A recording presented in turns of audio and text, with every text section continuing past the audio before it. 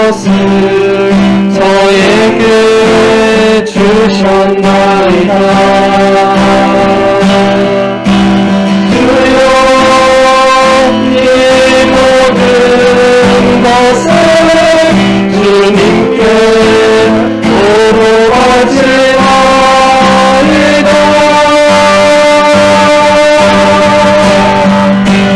모든 것이 다 주님의 것이오니 완전히 주님의 뜻대로 주관하소서. 저에게는 주님의 사랑과 은총만을 허락하소서.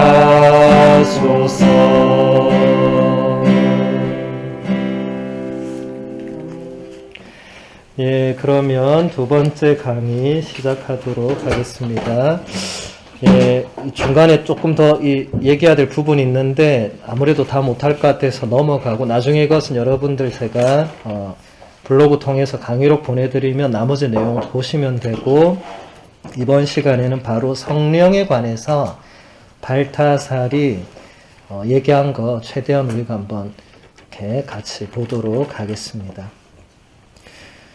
그 소리를 들어도 어디에서와 어디로 가는지 모른다고 묘사된 하느님 안에서 가장 신비스러운 분께서 존재하신다고 우리가 말할 수는 있지만 그분을 고정된 개념으로 제한할 수는 없습니다. 우리 아까 성체조배 시작할 때 들었던 거 요한복음서 3장 1절에서 8절의 말씀에서 이 발타살이 마지막 8절의 말씀, 너는 그 소리를 들어도 어디에서와 어디로 가는지 모른다. 영에서 태어난 이들이 다 이와 같다라고 그 묘사된 분, 그 성령이라는 이 하느님, 삼일체 하느님 안에서 가장 신비스러운 그 존재가 분께서 존재하신다고는 우리는 말할 수는 있죠. 그런데 어떤 고정된 무언가로 이렇게 제한을 해서는 안 되고 그렇게 할 수도 없다고. 우리 성령 기도회 열심히 하시는 분들이 가장 조심해야 될 부분이 바로 이 부분입니다. 네. 여러분이 성령 기도회나 성령 대회나 또 이 뭔가 성령님의 이름으로 하는 뭔가 안에서 각자 뭔가 성령의 은사나 뭔가 성령의 현존이나 성령께서 주시는 선물이나 열매나 불꽃이 각자에게 다양하게 오는데, 많은 분들이 성령님이 그냥 이렇게 오시는구나 라고, 그까진 좋아요. 지금 발타살이 말하는 건. 근데 그걸로 그냥 고착화시켜 버리는 순간에 그것 또한 위험한 겁니다. 네. 성령님은 예수님께서 말씀하신 대로 바람이 부는 대로 불고 어디에서 불어서 어디로 가는지 우리는 도통 알 수가 없죠. 성령님께서도 그런 분이십니다. 당신께서 하시고 싶은 대로 우리 안에서 우리를 그렇게 이끌어 주시는데, 우리가 그걸 지성적으로 성령님은 이런 분이구나 라고 그냥 딱 정해놔 버리면 문제가 발생합니다. 예. 그런 위험을 여러분들이 조심하셔야 되고, 발타살은 또 이렇게 말합니다. 성령께서 하느님이라는 사실은 신경 자체의 표현에서 드러납니다.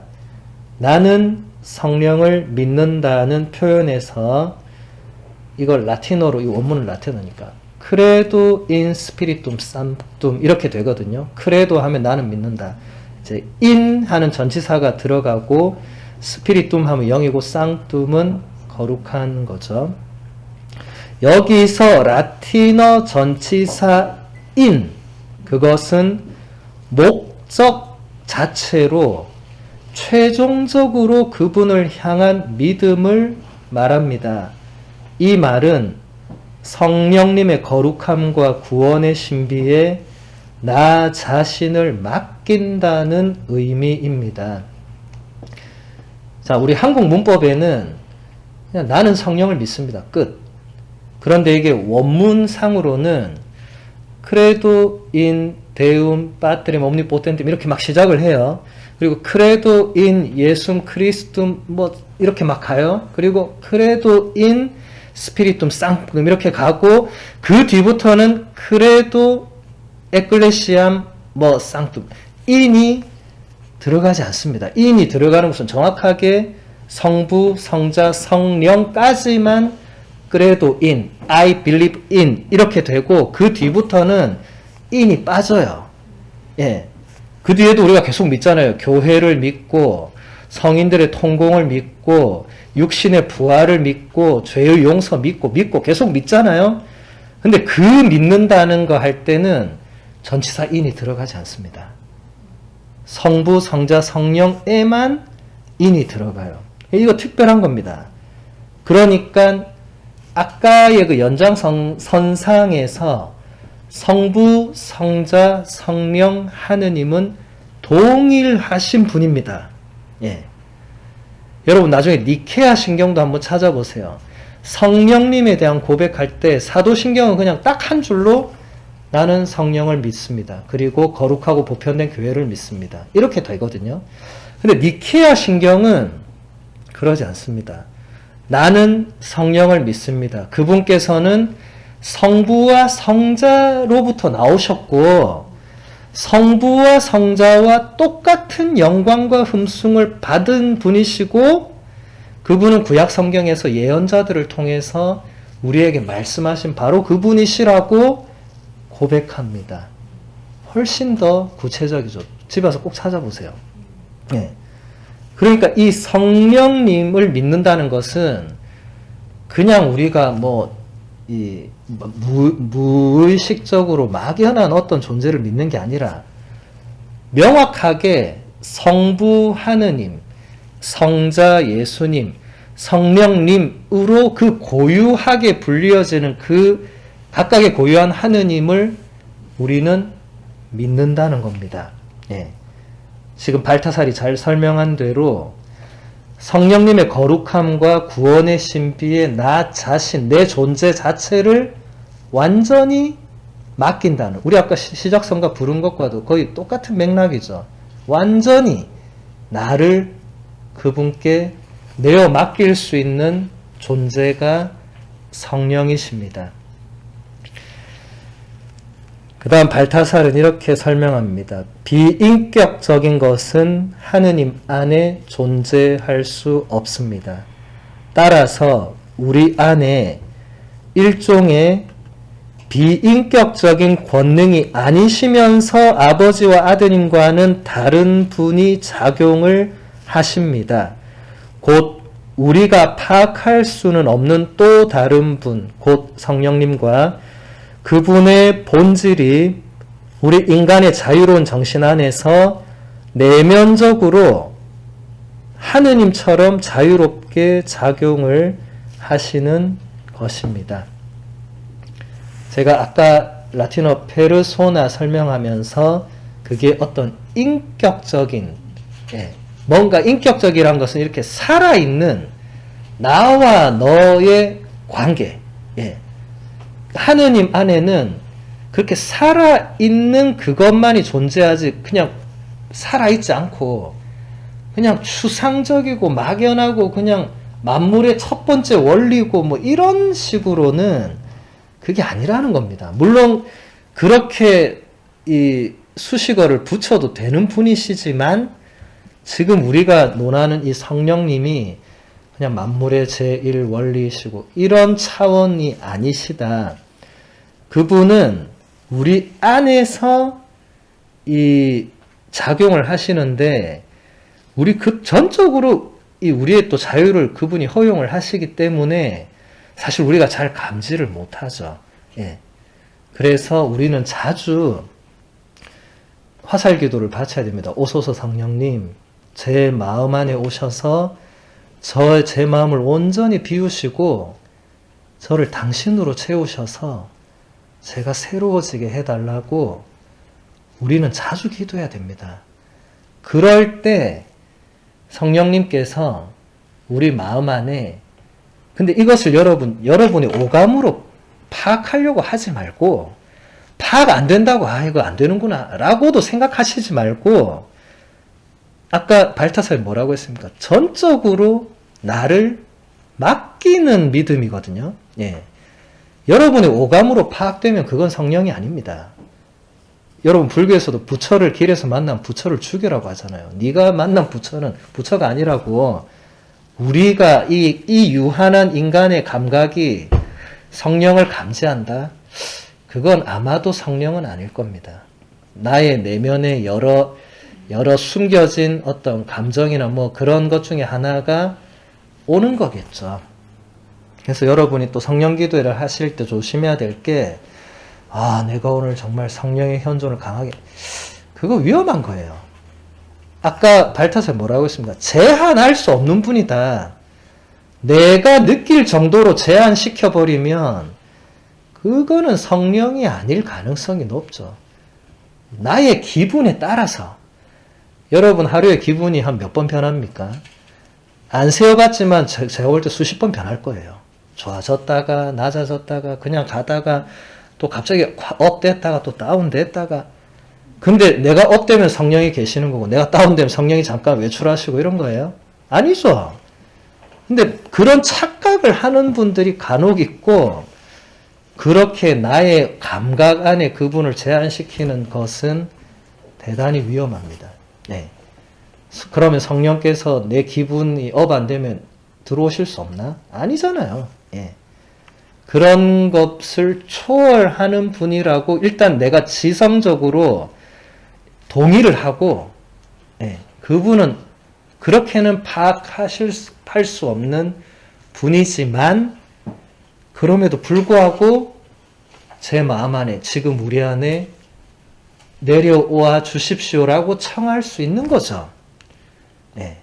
그게 참된 성령 청원이지, 내가 막 뭔가, 오늘 뭐가 좀 된다. 막, 오늘따라 방언이 막 터지고, 뭐가 막 알아듣겠고, 막, 그게 성령께서, 몰라, 어쩔 때는 진짜 성령께서 그렇게 뭔가 주시는 은사일 수도 있는데, 그건 여러분이 식별해서는 안 되고, 영적 지도자한테 식별을 받는 게 좋습니다. 이런 부분은 좀 조심스럽거든요. 예.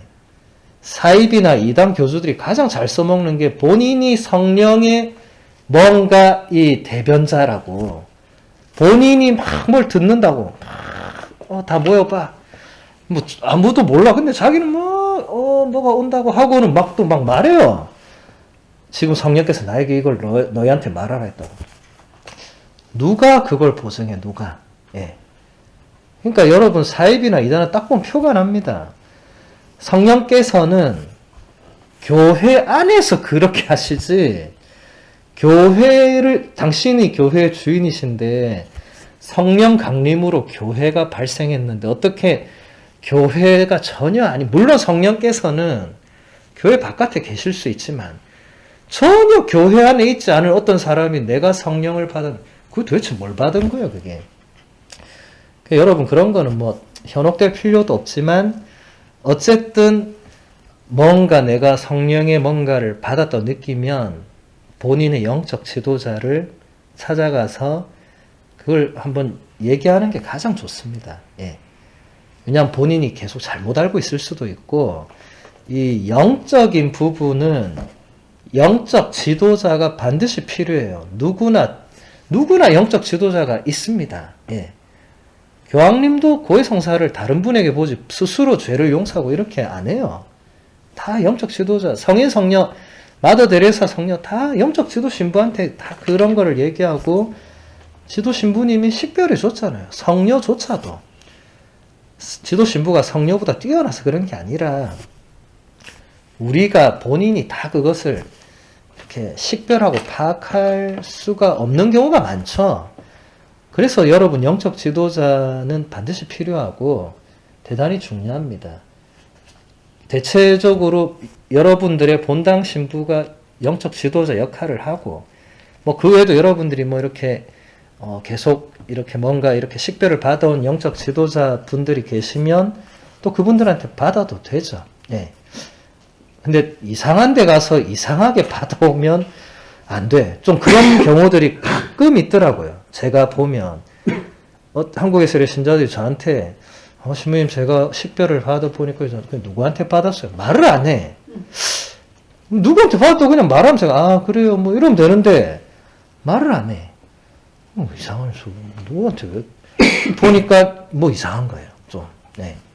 그러니까 그런 것들이 여러분도 아무한테나 여러분의 내면을 드러낼 수 없는 것처럼 아무에게나 영적 지도를 받아서는 안 되고, 근데 교회가 공인한 분들은 당연히 영적 지도자가 되죠. 예. 근데 그렇지 않은 경우에는 조심해야 됩니다. 특히 이 열심히 봉사했다고 해서 뭐 내가 식별해 줄게, 그 위험한 거예요. 그거는 본인이 식별할 수 있는 그게 아니고 그걸 받는 겁니다. 그거는 아무나 남의 이 내면 상태를 식별할 수 없죠. 예. 추우신가 봐. 창문 좀 닫으면 좋겠네.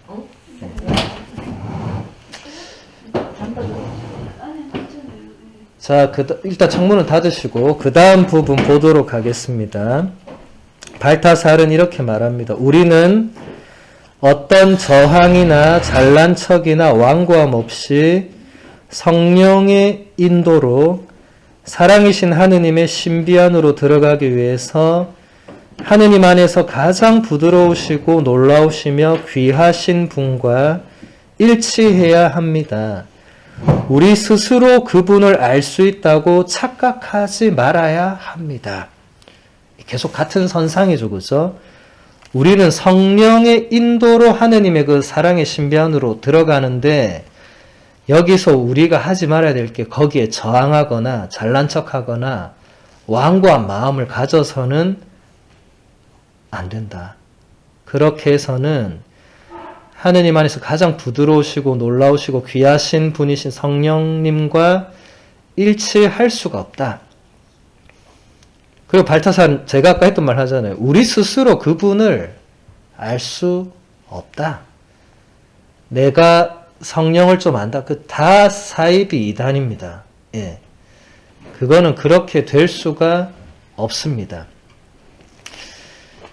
그 다음 보면 발타살이 이렇게 말합니다. 이렇게 하느님 안에서 인간이 파악할 수 없는 분으로서 자유롭게 활동하시는 분을 영이라고 부릅니다. 이는 입김, 바람 또는 오순절에 제자들이 체험한 거센 바람을 의미합니다. 부활하신 분께서 당신의 제자들에게 성령을 불어넣어 주셨습니다. 여기서 영이라고 번역한 이 그리스어 단어는 이제 프네우마, 이게 히브리어 루아를 번역한 겁니다. 여러분 창세기 1장 맨 앞에 보면 처음에 하느님께서 이렇게 처음에 하늘과 땅을 창조하시고 그 다음에 물 위에 하느님의 영이 그 물 위를 휘감고 있었다고. 예. 그때 이 루아라는 단어를 쓰는데 이게 그리스어로 프네우마, 라틴어로 그게 스피리투스로 번역했고 이게 영어로 스피릿이 되죠. 예. 이거는 여러 가지 입김, 바람, 뭐 영, 정신, 뭐 수많은 뜻을 가지고 있는 뭐 무엇입니다. 그래서 인간이 파악할 수 없는 분이고 이걸 누가 주시냐면 부활하신 분께서 누구죠? 예수님께서 당신 제자들에게 성령을 불어넣어 주시면서 이제 본격적으로 이제 성령께서 이제 우리 안에서 뭔가를 하시는 거죠. 예수님이 계실 때는 성령께서 전혀 우리에게 뭔가를 하시지 않았습니다. 왜냐하면 예수님이 하시니까. 근데 예수님이 떠나시기 전에 계속 뭐라고 얘기하시죠? 내가 가야만 너희에게 협조자, 이거를 파라클리토스라고 하죠. 예. 이 그리스어입니다. 이게 파라 하면 곁에서 이 클리토스, 칼리오 이게 부르는 거예요. 예. 이게 협조자라는 말보다는 변호자가 더 맞습니다.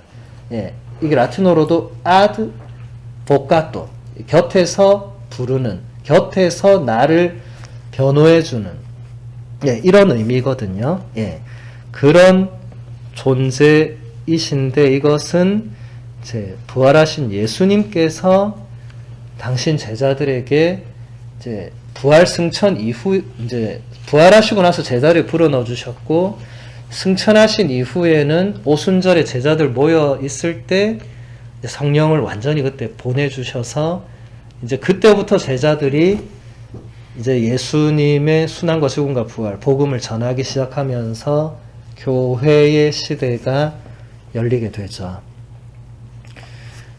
그 다음 발타살이 이렇게 얘기를 합니다. 성부께서 성자를 사랑 안에서 탄생시키신 것이라면 성자는 이미 당신이 성부의 사랑 안에서 탄생되도록 받아들이신 것입니다. 성자는 성부의 사랑을 성령 안에서 되갚으십니다. 성령께서는 사랑의 원인이면서 동시에 결과인 사랑의 불꽃으로서 성부와 성자 사이에서 타오르지 않은 때가 한 번도 없었습니다. 성부와 성자와 성령의 그 내면의 그 깊은 곳에서 일어나는 어떤 그것을 발타살이 우리에게 설명을 해주고 있습니다. 성부께서 아까 시간에도 계속 얘기했죠. 사랑으로 당신의 존재를 내어주심으로 성자께서 나으셨죠. 예. 근데 이것이 사랑 안에서 그렇게 한 것인데, 성부의 입장에서 그렇게 한 것이라면 성자의 입장에서는 그걸 또 받아들이는 거죠. 그죠? 예. 일방적인 게 아니란 겁니다. 여러분, 이게 지금 성부께서 일방적으로 성자를 나게 하시고 성령을 나게 하시고 이게 아니라 이 상호 간의 작용이 그 안에서 있었다는 거죠. 그 영혼으로부터의 그 신비 안에서 뭔가 하느님 안에서 일어난 이 엄청난 사건을 지금 발타살이 설명을 하는 겁니다. 근데 이게 성령께서 바로 그 또 원인이 되는, 예, 사랑의 원인. 근데 또 결과도 되는, 그러니까 성령은 성부와 성자를 일치시키는 이 영이신데, 그러면서도 또 이 두 분의 어떤 사랑의 결과를 또 가지고 이제 우리 인간에게 또 그걸 뭔가 이렇게 전해주는, 어쨌든 굉장히 신비로운, 우리 내면 안에서 끊임없이 작용하시는 그런 존재라는 거죠. 그 다음에 또 이런 설명이 나옵니다. 성부와 성자와 성령에 대한 신앙 고백 다음에 나오는 것은 이 세 분의 위격의 구원 활동에 대한 고백입니다. 그래서 여기서부터는 라틴어 전치사 in이 더 이상 사용되지 않습니다. 다시 말해서 성부와 성자와 성령 하느님을 목적 자체로 믿는다는 의미의 전치사가 더 이상 사용되지 않는다는 것입니다. 여기서부터 고백되는 항목들은 하느님께서 우리를 위하여 은총으로 이루어 주신 것을 받아들여야 한다는 믿음입니다. 이건 제가 아까도 말했듯이 credo in Deum omnipotente patrem, credo in Jesum Christum Salvatorem nostrum 뭐 이렇게 가고, credo in Spiritum Sanctum까지는 in 성부 성자 성령은 in이 들어가지만 그 뒤에 거룩하고 보편된 교회를 믿는다 할 때 in 없습니다. 예, 죄의 용서, 육신의 부활, 영원한 생명 다 in 없이 그냥 믿습니다. 근데 그게 무슨 의미냐면 하느님께서 우리를 위해서 당신의 그 특별한 사랑과 은총으로 이루어 주신 것들을 내가 믿고 받아들인다, 이런 의미다. 그 자체의 그 목적이 아니고, 그거는 성부, 성자, 성령 하느님이 아니고 성부, 성자, 성령 하느님께서 우리 인간을 위해서 해주신 것들에 대한 믿음. 완전 다른 차원이죠. 예, 같은 신앙 고백 안에 있지만, 예, 그 중에서 첫 번째가 교회입니다. 여러분이 순서를 잘 보세요. 그냥 이게 사도신경 아무나 그냥 만든 게 아닙니다, 이게. 2000년 동안 내려온 우리의 신앙 고백문이고, 이 결정문은 아무도 바꿀 수 없습니다. 이거는 유일하게 정해진 신앙 고백문입니다. 두 가지 종류로. 발타살이 이렇게 설명합니다. 하느님께서 우리에게 가장 먼저 주신 선물은 교회입니다. 교회가 존재하고 알려지는 것이 우선시 됩니다. 우리는 믿나이다가 아니라 나는 믿나이다라고 하는 개별 신자의 신앙 고백도 거룩한 공동체 안에서 이루어지는 행위입니다. 교회는 삼위일체이신 하느님의 작품이기 때문에 그 본질이 많은 사람들에게 신비로 남아 있습니다. 이 발타살이 굉장히 심오한 통찰을 우리에게 보여주는데, 하느님이 우리에게 주신 첫 번째 선물은 교회라는 겁니다. 저도 이런 표현을 보고 깜짝 놀랐어요. 예.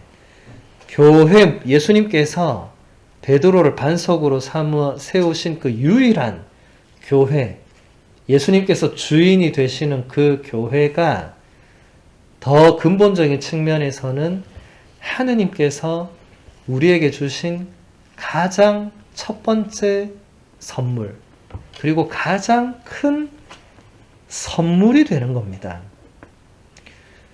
그런데 여러분 생각해보면 그렇지 않습니까? 여러분, 교회를 통하지 않고서는 세례를 받을 수가 없습니다. 여러분, 교회를 통하지 않고서는 예수님의 몸과 피를 받아 모실 수가 없습니다. 교회를 통하지 않고서는 성령님의 이름을 걸고 뭘 할 수가 없습니다. 교회를 통하지 않고 하는 모든 것들은 다 사이비 이단들이 하는 겁니다. 교회 안에서, 교회를 통해서 이루어지지 않는 것은 성령께서 하시는 게 아닙니다. 그러니까 교회는 선물이 맞는 거죠. 교회 없이는 우리가 아무것도 할 수 없는데, 교회를 우리가 세운 게 아니거든요. 여러분 착각하면 안 됩니다. 교회는 그냥 우리가 돈 모아서 세우는 그게 아닙니다. 교회는 하나밖에 없습니다. 사도신경은 그냥 거룩하고 보편된 교회를 믿지만, 니케아 신경에 보면 하나이고 거룩하고 보편되며 사도로부터 이어오는 그 교회를 믿는다고 고백합니다. 뭐가 더 추가된 거죠? 하나이고 사도로부터 이어오는. 거룩하고 보편된 거는 사도신경에도 있잖아요. 예. 왜 그 두 개가 추가됐겠어요? 그 사이에, 그 한 200년 사이에, 거의 200~300년 사이에 얼마나 많은 분열과 이단을 겪었습니까? 교회가. 그러니까 너도 내가 교회, 이 뭐 오만 교회가 뭐 지금도 물론 그렇지만, 그래서 그 당시 교부들이, 교회 지도자들이 교회는 하나밖에 없다.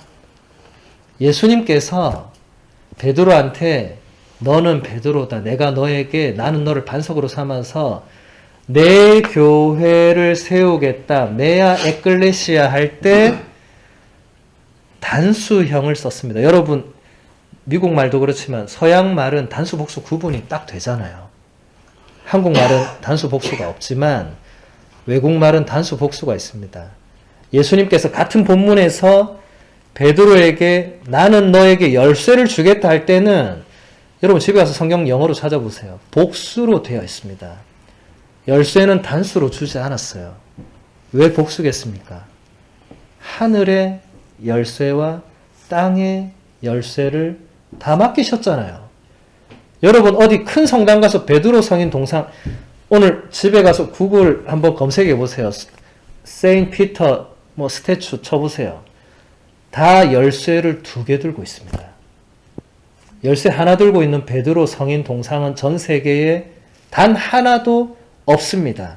있다면 아마 어디 사이비 이단 교회가 세워놨을 가능성은 있지만 자기들이 유일하다고. 없습니다. 2개입니다. 2개. 성경 본문에 따른 겁니다. 그 정도로 단수 복수는 서양어, 고대어, 현대어를 막론하고 서양 언어에서 그거는 분명한 구분을 하는데 예수님께서는 나는 개신교를 세우고 나는 동방교회도 세우고 나는 영국 성공회도 세우고 이렇게 안 했어요. 나는 베드로를 반석으로 하는 그 교회를 유일한 내 교회로 세우고 그 어떤 저승의 세력도 그 어떤 악의 세력도 교회를 이기지 못할 거라고 하셨습니다.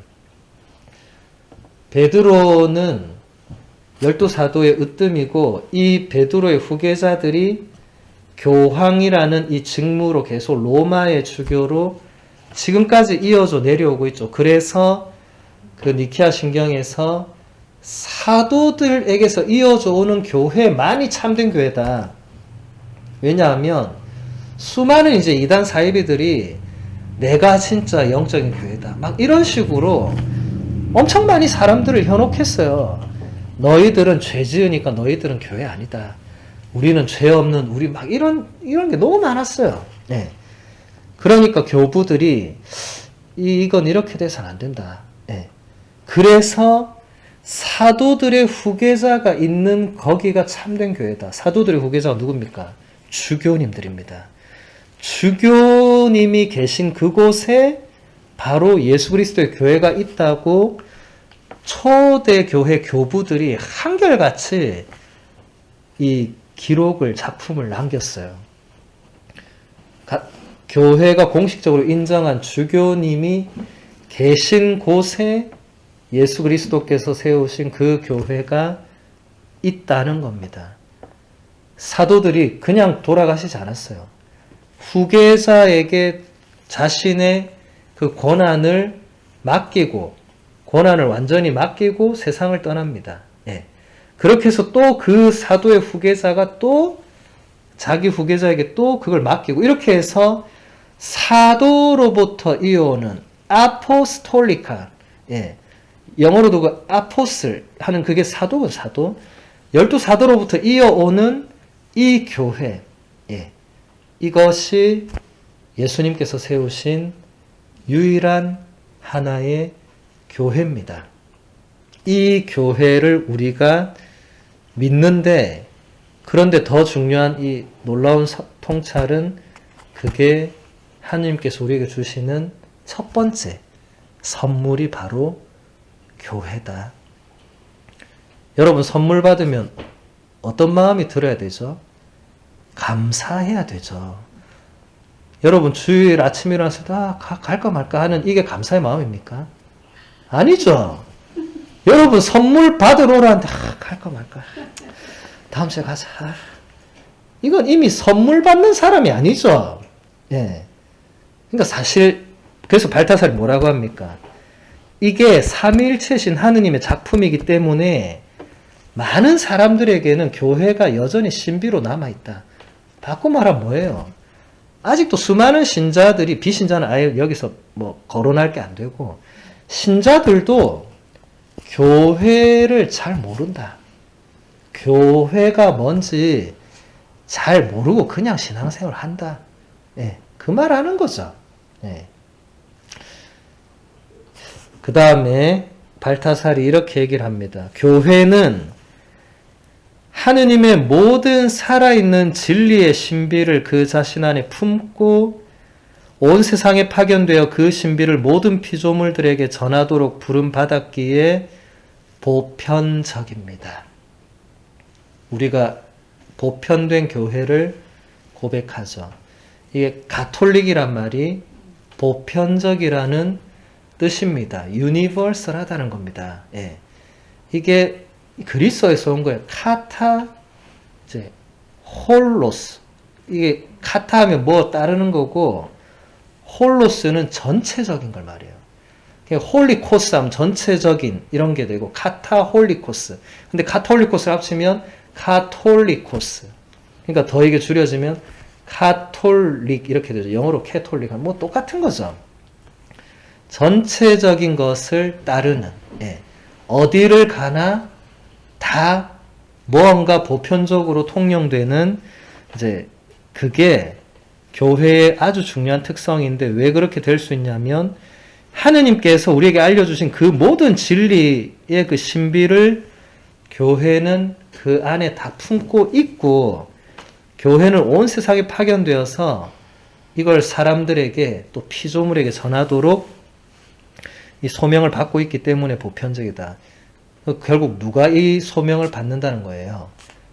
우리들이 지금 이 자리에 앉아 있는 우리들이 그 소명을 받고 있다. 여러분, 우리가 교회입니다. 여러분, 교회라고 할 때 막연하게 생각하면 안 됩니다.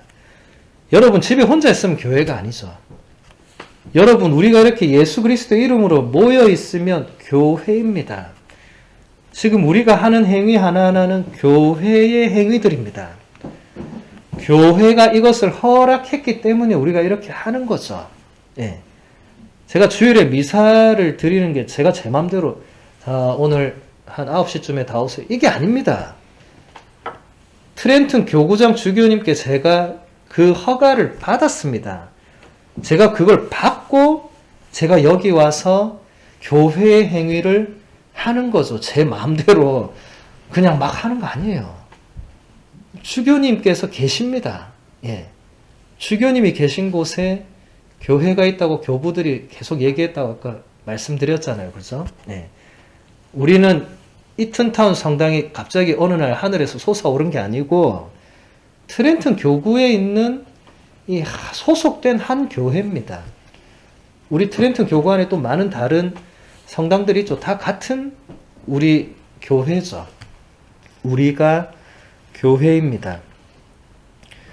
그 다음 발타살은 이렇게 설명합니다. 죄의 용서는 삼위일체이신 하느님의 작용입니다. 성자는 십자가에서 아버지 저들을 용서해 주십시오라고 말씀하셨습니다. 그리고 성부께서는 성자께서 자신에게 죄 지은 이들을 얼마나 용서했는지를 보셨기 때문에 그들을 용서하셨습니다.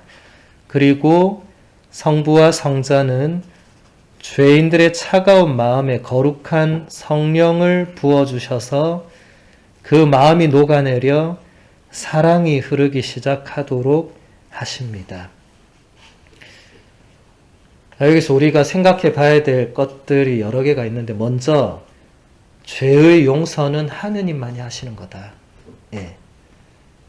우리가 죄의 용서를 하느님께 죄 용서를 받지 누가 감히 해주겠어? 예수님도 그것 때문에 욕 많이 먹었잖아요. 너는 인간인데 왜 네가 저 사람 죄를 용서해 주냐고. 예. 예수님이 그런 소리를 바리사에게 직접 듣습니다. 예. 죄의 용서는 하느님만이 하실 수 있는 일이죠. 예수님도 십자가에서 그렇게 기도를 했습니다. 아버지, 저들을 용서해 주십시오. 저들은 자기들이 무슨 일을 하는지 모릅니다. 이렇게 기도하셨죠. 예.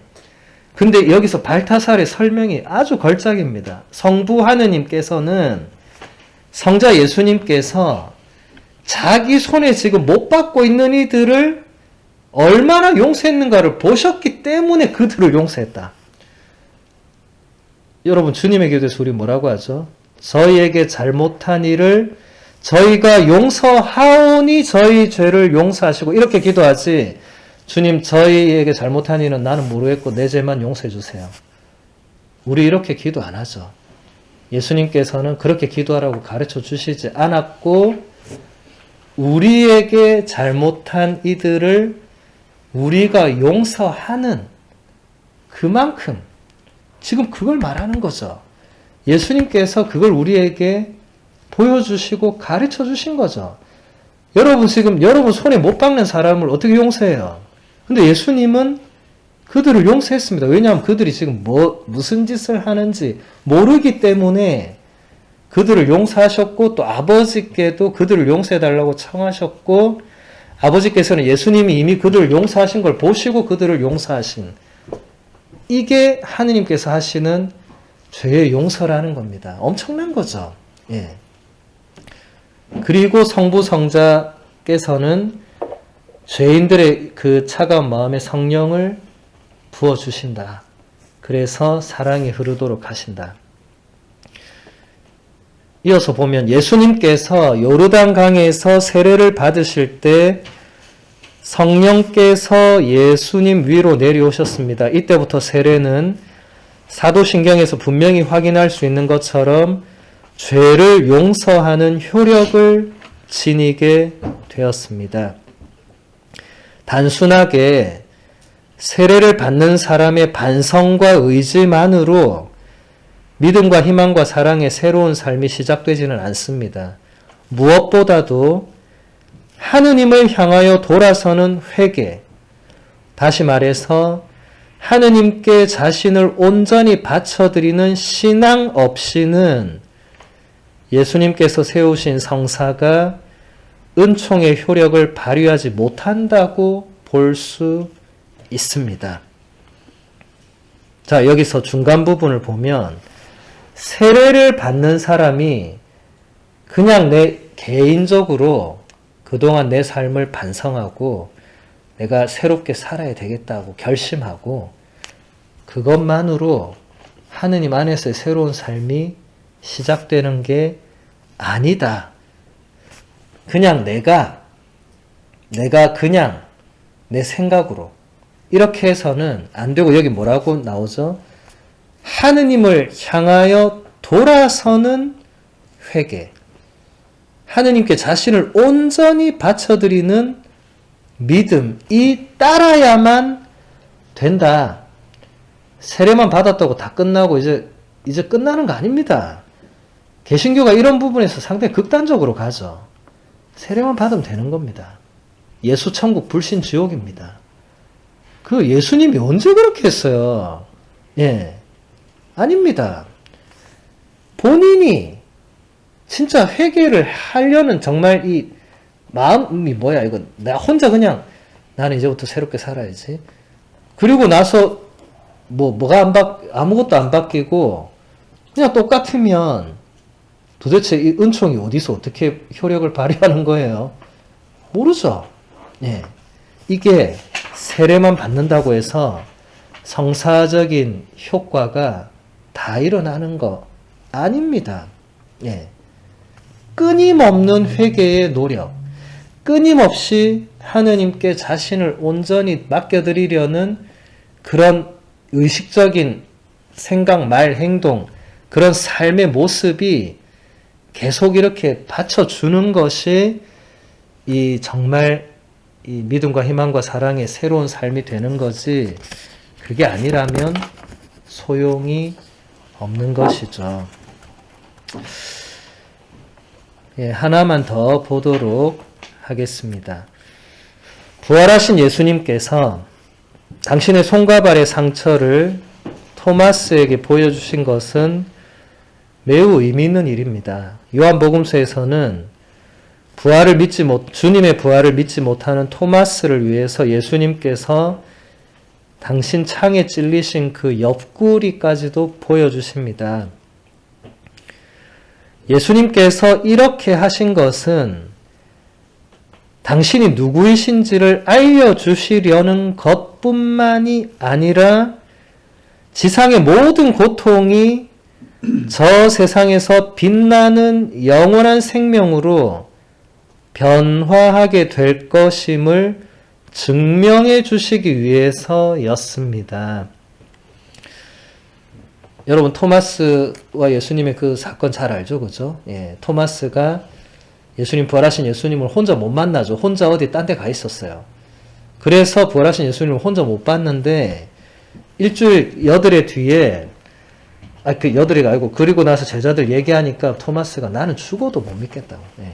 나는 내 눈으로 직접 보고 내 손가락으로 그분 옆구리 너 보지 않고는 나는 못 믿겠다. 너네 단체로 지금 나한테 사기치지 마라. 난 안 믿을 거다. 예. 근데 여드레 뒤에 예수님이 나타나셔서 토마스에게 손, 발, 옆구리도 다 보여주셨어요. 그러니까 토마스가 뭐라고 했죠? 나의 주님, 나의 하느님. 그 유명한 고백이 거기서 나오죠. 근데 예수님 그렇게 하신 것은 단순히 토마스에게 자 봐라 내 살아났다 이제 됐나 이 차원이 아니고 지상의 모든 고통 이건 다른 말로 하면 지금 여러분이 이 땅에서 겪었고 겪고 있고 앞으로 겪을 그 모든 시련과 고통이 여기서 그냥 끝나는 게 아니라 저 세상 우리가 언젠가 제가 아까 강론도도 얘기했던 우리가 언젠가 이제 하느님께 가야 될 그 세상에서 빛나는 영원한 생명으로 그 또한 변한다고. 근데 그게 없어지진 않아요. 그래서 어느 성가는 예수님의 그 상처를 영광의 상처라고 노래합니다. 예. 예수님이 그렇게 상처받고 고통받지 않았으면 우리에게 아무 일이 안 일어났겠죠. 그래서 이어서 발타살이 이렇게 설명해요. 예수님의 십자가, 주님의 십자가보다 더 큰 순환은 없었고 이보다 더 궁극적인 의미를 가진 것도 없었습니다. 이는 결코 단순히 기억 속에만 자리 잡은 지나간 일로 치부할 수 없습니다. 모든 인간의 고통, 세상의 모든 고난이 십자가의 순환 안에서 영원한 의미를 지니게 되었습니다. 이게 우리가 지금도 예수님의 십자가를 성전 가장 중심에 모셔놓은 이유입니다. 그분은 부활하셨는데 왜 계속 저렇게 고통의 십자가를 우리가 저렇게 바라봐야 됩니까? 라고 누가 묻는다면 이 문장을 그대로 얘기해 주시면 됩니다. 주님의 십자가보다 더 큰 순환은 없었다. 그리고 이것은 단순히 역사적으로 한번 일어났던 2000년 전에 그냥 예루살렘의 골고타 언덕에서 일어난 그 사건이 아니라 모든 시대, 모든 인류, 그 안에는 반드시 내가 포함됩니다. 그 고통이 한마디로 세상의 모든 고난이 그 십자가 안에서 이제 의미를 가지게 됐다. 이제 여러분이 겪는 고통이 여러분 혼자 생각하면 그 무슨 의미가 있어요? 그냥 나 혼자 마냥 고통스럽고 제발 좀 그냥 고통이 없어졌으면 좋겠고 하나님 나한테만 왜 이러시는지 모르겠고 이렇게 끝나버리지만 그런 게 아니다.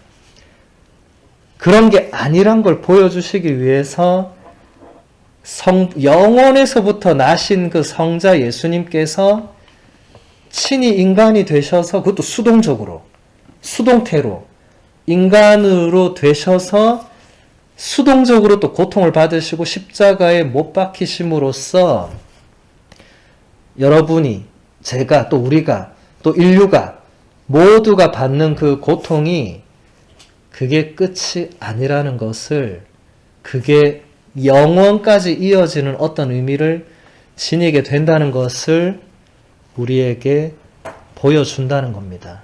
그래서 우리에게는 여전히 십자가가 우리의 유일한 희망이 됩니다. 그래서 우리는 십자가를 놓지 않고 십자가를 포기하지 않고 순교자들이 목숨을 바쳐가면서도 십자가를 쥐고 가신 거죠. 그래서 우리도 십자가의 길을 걸어가는 것입니다. 그 끝에는 반드시 부활이 있습니다. 그걸 우리는 확신하죠. 발타살이 이렇게 말합니다. 이걸로 마무리하겠습니다. 예수님의 십자가의 육신의 순환과 피 흘리심은 자신의 고난의 의미를 잘 알지 못하는 지상에 고통받는 모든 이들에게 얼마나 놀라운 희망인지 모릅니다. 고통은 그들을 하느님 가까이에 이르도록 해줍니다. 그리고 고통은 하느님을 통하여 사라집니다. 고통은 하느님 안에서 신비로운 방법으로 열매 맺게 될 것입니다. 여러분의 모든 고통을 지금 발타살의 그 해석대로 여러분이 받아들인다면 여러분이 더 이상 예전처럼 그냥 고통을 마냥 괴로워하고 힘들어하고 고통스러워하고 그거는 신자가 아닙니다. 비신자들이 그렇게 하는 거고 우리 신자들은 예수님께서 그렇게 하셨기 때문에 내가 지금 받는 고통도 예수님의 그 순환과 고통에 뭔가 참여하는 그런 의미, 이건 진짜 놀라운 거죠. 예. 그냥 나 혼자 힘들고 이런 차원이 아니라 그분과 함께 내가 뭔가 고통을 받으면서 그분과 함께 새로운 뭔가로 넘어갈 수 있는 이 엄청난 의미 부여를 우리는 할 수가 있는 거죠. 하느님을 통해서만 고통의 의미를 가질 수 있습니다. 하느님 없이는 여러분이 고통을 아무리 좋게 해석하려고 해도 그건 좋게 해석이 안 될 거예요. 너무 힘들고 고통스럽기 때문에. 하느님 안에서만 내가 받는 고통도 그게 의미를 가질 수가 있습니다. 영광이 성부와 성자와 성령께